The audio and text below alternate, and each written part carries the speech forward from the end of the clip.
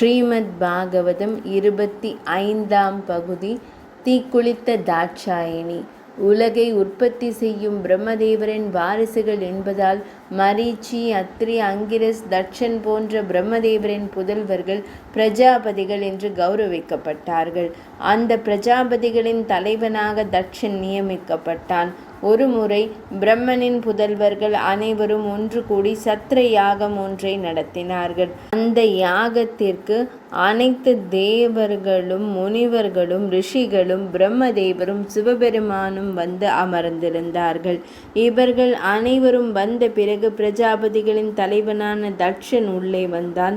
அவனை கண்டதும் தேவர்கள், முனிவர்கள் அனைவரும் ஆசனத்தை விட்டு எழுந்து தட்சனுக்கு மரியாதை செலுத்தினார்கள். பிரம்மதேவரும் சிவபெருமானும் மட்டும் எழுந்து மரியாதை செய்யவில்லை. பிரம்மதேவர் தனது தந்தை என்பதால் அவர் எழுந்து கொள்ளாததை தட்சன் பொருட்படுத்தவில்லை. ஆனால் மாப்பிள்ளையாகிய சிவபெருமான் மாமனாரும் பிரஜாபதிகளின் தலைவருமான தனக்கு உரிய மரியாதை செலுத்தாததை பெரிய அவமதிப்பாக கருதினான். கட்டுக்கடங்காத கோபம் கொண்டான்.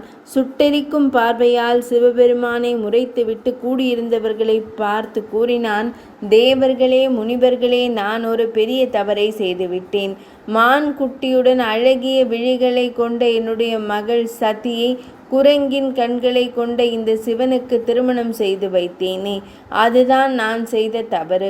மாமனாராகிய என்னை எழுந்து நின்று வரவேற்காமல் சபையில் அனைவர் முன்பாகவும் அவமதித்து விட்டான் இந்த ருத்ரன். சிவன் என்பதற்கு மங்களம் என்பது பொருள். பெயரில்தான் மங்களம் இருக்கிறதே தவிர இவன் செயல்கள் எல்லாமே அமங்கலம்தான். சுடுகாட்டில் உலவிக்கொண்டு பிணங்களை எரித்த சாம்பலை உடலில் பூசிக்கொண்டு பிரேதங்களின் எலும்புகளை மாலையாக அணிந்து கொண்டு திரிபவனுக்கு நல்ல குணங்கள் எங்கிருக்க போகிறது? பிரம்மதேவரின் பேச்சை கேட்டு இந்த பித்தனுக்கு போய் என் மகளை திருமணம் செய்து தந்தேனே, அதனால்தான் எனக்கு இந்த அவமரியாதை நேர்ந்தது என்று கடுமையான சொற்களால் சிவபெருமானை இழிவாக பேசியவன் அத்துடன் திருப்தி அடையவில்லை.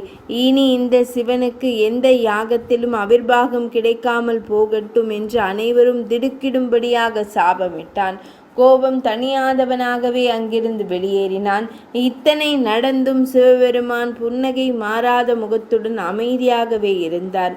ஆனால் சிவகணங்களின் தலைவரான நந்தியால் இதை பொறுத்து கொள்ள இயலவில்லை. 25ஆம் பகுதி நிறைவடைந்தது.